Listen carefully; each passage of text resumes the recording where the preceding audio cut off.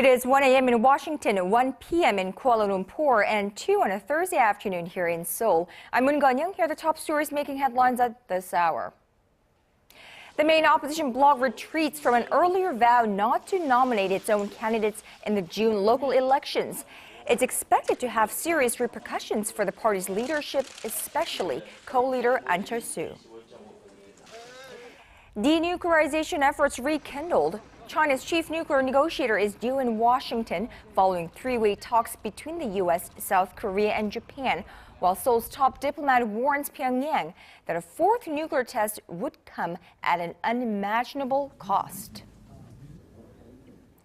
And putting an end to a 15-year-long legal tussle between lung cancer patients and Korean cigarette maker KT&G, the nation's top court rules in favor of the tobacco company. We'll have those stories and more, but first, let us begin this Thursday afternoon right here in Seoul. Korea's newly formed main opposition party has backtracked on a promise to do away with the system of nominating candidates for local elections in June. The ruling Saenuri Party was quick to pounce with criticism. ARIRANG News political correspondent Kim Young-gil starts us off. The main opposition New Politics Alliance for Democracy announced Thursday that the party will field candidates for lower-level administration chiefs and councillors in the June local elections, reversing an earlier pledge to abolish the nomination system altogether. The party reached the decision after a public opinion survey and an inter-party vote showed that 53% were in favor of maintaining the current system.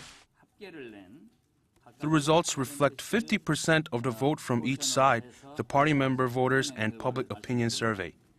53.44% were in favor of the party nomination system, while 46.56% were against it. This means the party will select its own candidates to run in the local elections that are under 2 months away. Earlier, the party's co-leader Ahn Cheol-soo said he would respect the survey results and follow them. The ruling Saenuri Party immediately criticized the move, saying the newly unified opposition party had already thrown away its bid for New Politics by overturning numerous promises.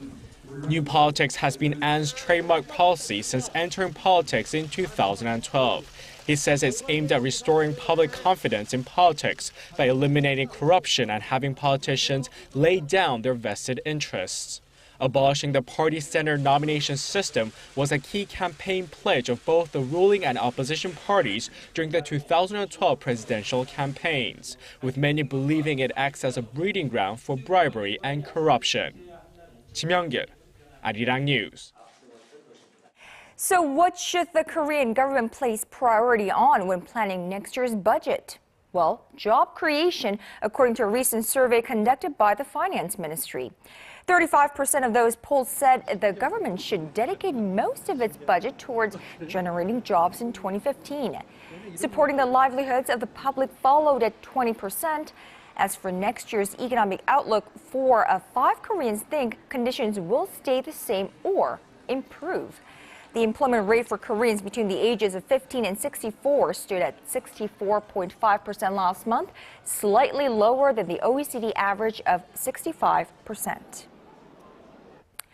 South Korea and the West appear to be easing up a bit on their preconditions for a resumption of six-party nuclear talks with North Korea, but that doesn't mean they remain any less determined to denuclearize the North.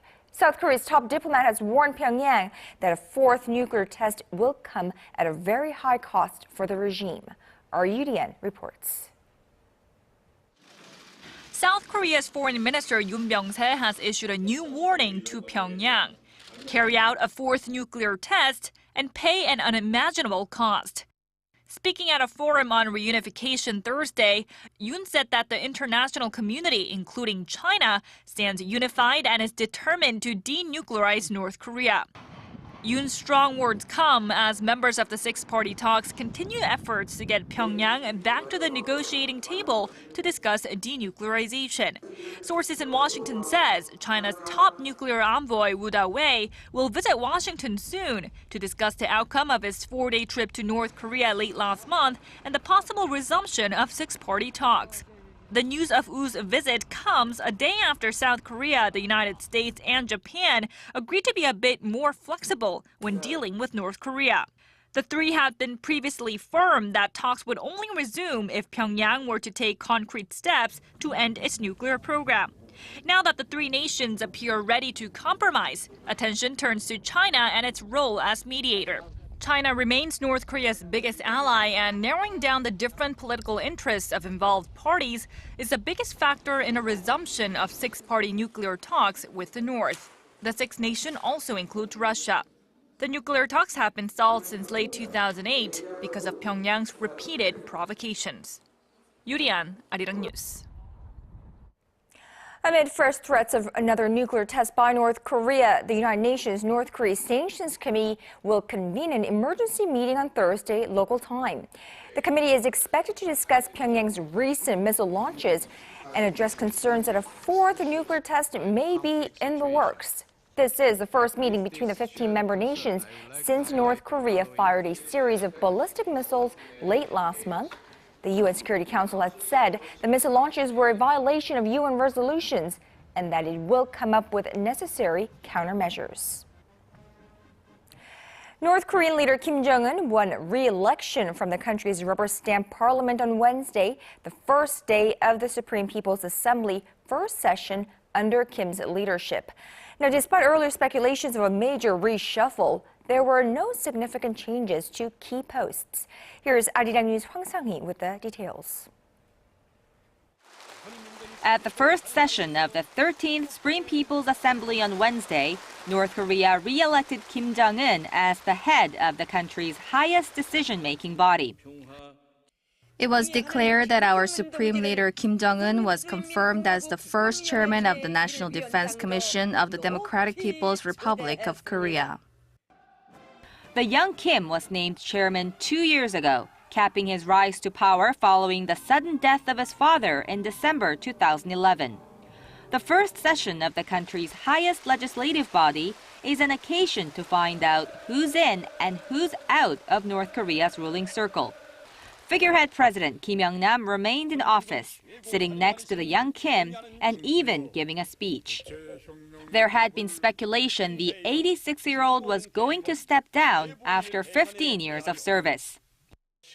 Supreme Leader Kim Jong-un is the most prominent politician of our time. Choi Ryong-hae, the top political officer in North Korean People's Army, who has emerged as a rising star under the young Kim, was elected as one of the three vice chairmen of the powerful National Defense Commission. With that, Choi filled the post that has been vacant since the execution of Chang Song-taek, once the second most powerful man in North Korea. Prime Minister Park Bong-ju, who is in charge of the regime's economic policies, also remained in office. With no major reshuffle, experts say the young leader will maintain the North's existing policies for now to stabilize his power base.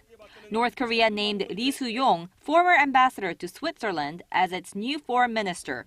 Some say the move reflects the regime's will to bolster its ties with the Western world. Hwang Sang-hee, ARIRANG News. Well, the council President Park Geun-hye is leaning on to help her realize a creative economy has delivered its latest suggestions. Better collaboration between the public and private sectors topped the list this Thursday. Our Choi Yu-sun has the details.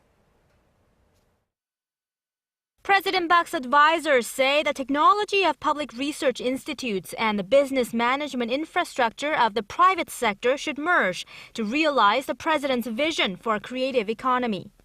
At a meeting of the Presidential Science and Technology Council Thursday, the head of Daegu Gyeongbuk Institute of Science and Technology spoke about how Korea stands just 39th in the world in terms of the economic benefits from acquired skills in the field of science and technology. Referring to what are called technology investment companies, Shin Sung-chul said public institutes are allowed to only focus on research while private firms take over the management. The profits from commercialization can then be reinvested back into research. A special committee of engineering experts and government officials also reported to President Park about the need to innovate Korea's engineering schools and how to go about doing it. They said while the number of university engineering school graduates in Korea topped OECD rankings last year, the graduates often lack practical skills and struggle to adapt in the field. That, according to the committee, is because schools assess and hire professors based on the number of their theses, not their on-site experiences. Also, they say there aren't enough exchanges between industries and universities. The presidential advisors then said schools should assess professors based more on practicality and motivate them to gain more experience in the private sector. They added businesses should be encouraged to cooperate with universities, and the government could act as a bridge between the two sides. The proposed measures will be presented at a public hearing before they're drafted into a government plan. Choi Yu-sun, ARIRANG News. And at this meeting, President Park Geun-hye stressed that Korea's science and technology sector should play an essential role in realizing her vision for a creative economy. The Korean leader said she hopes government-funded research institutes will work side by side with the country's small and mid-sized venture firms to better commercialize their joint technology. Now, President Park referred to how more than 70% of the technology from public institutes is left unused due to the lack of infrastructure to commercialize it. The president also called on Korea's engineering schools to start offering the practical skills that industries want and to play leading roles in the creative economy. A 15-year-long legal tussle between lung cancer patients and Korean cigarette maker KT&G has come to an end, with the nation's top court ruling in favor of the tobacco company. The Supreme Court ruled this Thursday against a group of lung cancer patients who claimed their years-long smoking habit was the cause of their illness. Now, they had been demanding financial compensation from KT&G.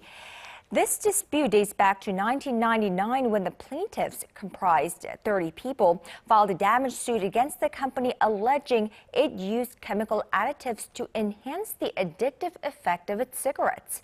Now, two lower courts had earlier thrown out the plaintiffs' case.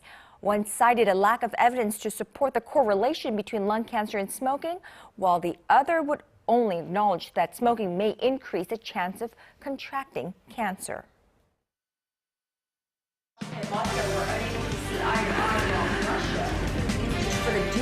All of the day's important events close to home and around the world. Join Moon Gon-young live from Seoul. Mobile shopping market for the dual use of the Korean name East Sea and the Japanese name Sea of Japan in school textbooks in the state of Virginia. Korea's central bank on Thursday raised its economic growth outlook for the domestic economy to 4% for this year. Now, that is up 0.2 percentage points from the Bank of Korea's earlier forecast in January. The bank said the upward revision comes as it recently adopted new international standards on calculating gross domestic product, which include contributions from new sectors like research and development. Well, for next year, the bank expects the Korean economy to grow 4.2%, also up 0.2 percentage points. The central bank, however, lowered the nation's inflation outlook for this year to 2.1%, citing a drop in prices of agricultural products in the first quarter. The Bank of Korea also left its key interest rate unchanged at 2.5% for the 11th straight month in April. Meanwhile, the Korean won hit a new 68-month high against the U.S. dollar this Thursday. It opened trading at 1,035 won to the dollar, strengthening 0.6% from Wednesday's close. Analysts say the local currency's rise is due largely to indications that the U.S. Federal Reserve won't hike interest rates anytime soon. Well, Bank of Korea Governor Lee Ju-yeol signaled a possible intervention in the market if there's too much volatility, although he did say the exchange rate is decided by the market.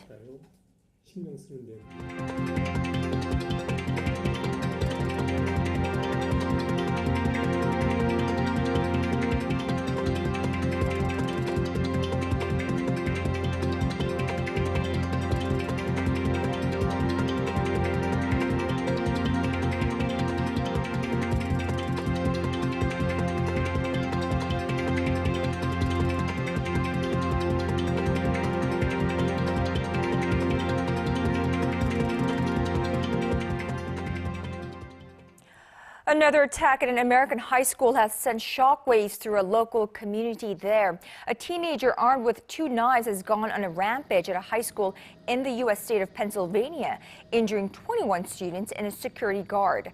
According to local police, the suspect has been identified as 16-year-old Alex Reibel.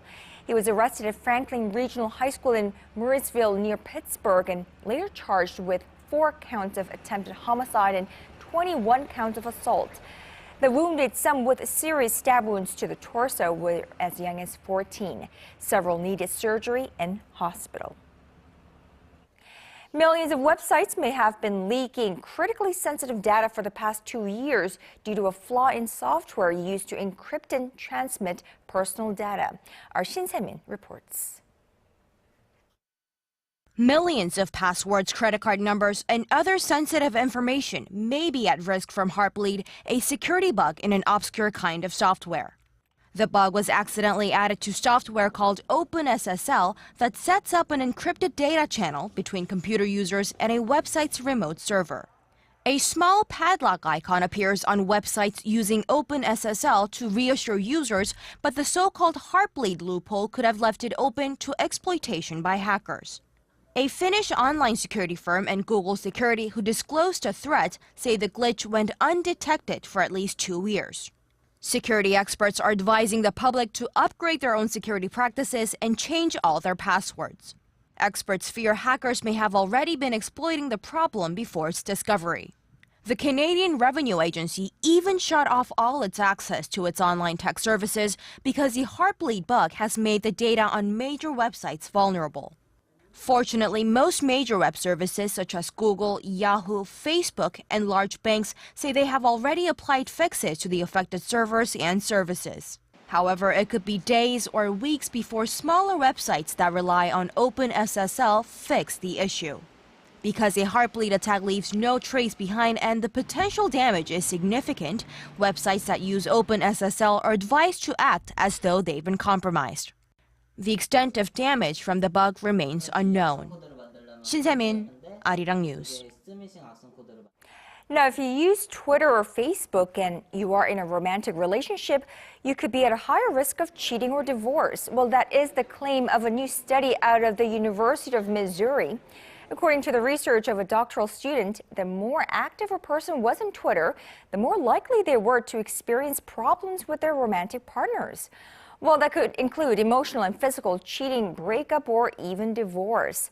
The research is from a survey of more than 500 Twitter users of all ages. The students' previous research also found that Facebook-related conflicts could lead to relationship problems.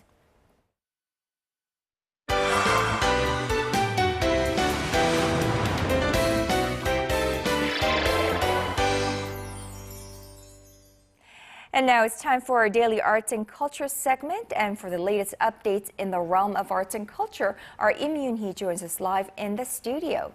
Good afternoon to you, Yoon-hee. Good afternoon, Kan-young. So it's Hallyu has really just taken the world by storm, and it's no secret that the driving factors were mainly dramas and, idol singers and K-pop singers as well. Right, and that's where musicals come into play, right? So people are really kind of wondering where the next wave of Hallyu is going to come from, and some believe that the musicals, Korean musicals, are the next thing. So let's take a look. There's been a noticeable increase in popularity in the Korean musical community. Over the past 5 years, attendance among young adults has grown 10%. Korean musicals have for years been adapted from foreign musicals, but more and more original musicals have been emerging. Over a period of time, we have learned from already established foreign musicals, and now you're seeing very well-made original Korean musicals. Some musicals have even been translated into various languages and are being performed with subtitles targeting the global audience. Riding on the already established K-pop Korean wave, Korean original musicals have become of interest to many foreigners. I really like Sungmin from Super Junior, so I came to see a Korean musical for the first time and I really enjoyed it. The demographics of the audience has widely grown to include a more global audience. This is partly due to the content of the musicals. If we use globally applicable material, we can put a twist on it, and then the Korean musicals have an advantage when they enter the global market. Two examples tell the stories of two very famous characters and bring them to the musical stage. Frankenstein is a tale known worldwide, but this version is being told with a Korean spin. So far, it's been a hit with the audiences and setting what many believe are the necessary tracks for the next generation of Korea's Hallyu. I'm grateful for the audience's warm response, and I'm excited to say that people are already calling in for the licensing rights to use this musical. Another musical that has entered the spotlight to Korea is Sherlock Holmes: The Bloody Games. It's the second installment in the Korean original musical series and has captured the attention of local and global audiences. There's been tremendous growth in China's market. In fact, in the Asian market, where efforts are showing results in the Hallyu wave. We want to win the favor of the musical market and grow. There's room to grow in the global musical market, and there are definitely people eager to take Korean musicals in that direction. So Yoon-hye, not only are these homegrown musicals, favored by those audience here in Korea, but you mentioned in your report that there are other countries who are interested in buying the licensing rights for these musicals. Right. So by purchasing these licensing rights, they're able to produce this musical in their home country. And so Frankenstein, for instance, was very popular with the foreign audience, and they are getting requests to get the rights to produce that there. Now, right. And we were discussing earlier last week, I think, that a lot of these Korean musicals, they owe their popularity to those famous singers who were cast by the musical staff. Right. So a lot of the musical actors that are cast are originally big-name singers, and by casting them into these musicals, they bring along their fan base and a bigger crowd, and so that helps to get the musical out there. Right, and we have a Daehangno area, I suppose a mini version of perhaps a Broadway, a mini version of Broadway, but called Daehangno here in Korea, where musicals and plays are very prominent there. Right, so Daehangno is scattered with a bunch of smaller theaters, and so they attract a lot of homegrown musicals are not new in Korea, and so this Daehangno area is known for these homegrown musicals. But the two that we saw earlier in the report, Frankenstein and Sherlock Holmes, they're on a much bigger scale, and so these are the ones that people are expecting to really push out into the global market and to push into the rest of the world, into the market of musicals.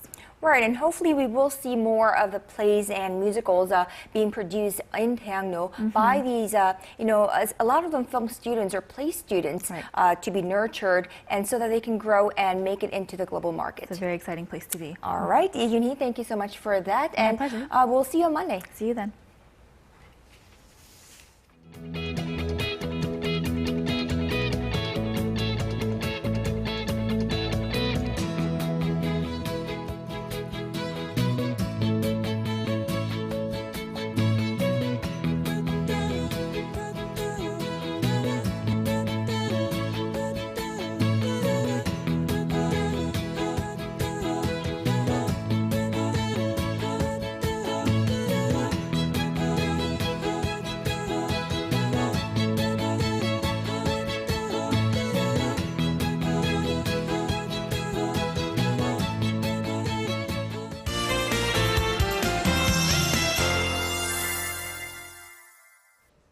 Good afternoon. The yellow dust from China we were expecting hasn't been as bad as we thought, but the skies aren't exactly clear. Now, we've had heavy fog today and slightly increased levels of the fine dust in Gangwon-do province. The fog will mostly clear up as the day progresses, although the things will remain dry. Now, for more details, let's shift over to our satellite map. The skies are pretty clear over nationwide, but the fog is hiding the sun and temperatures won't go quite as high as yesterday. Now moving over to our temperature readings. Seoul tops out at 21 this afternoon. Meanwhile, the southern cities such as Gwangju and Busan will get up to 25 and 21 degrees. Now moving over to other regions. Jeju Island peaks over to 18 degrees, Dokdo at 11, while Mankumgang tops out at 8 degrees. Well, that's all for now. I'm Michelle Park, and back to you, Kanyang. Well, thank you, Michelle, for that. And that's all from me at this hour. I'm Moon Geun-hye in Seoul. Check back with ARIRANG at 4 p.m. Korea time for Business Today.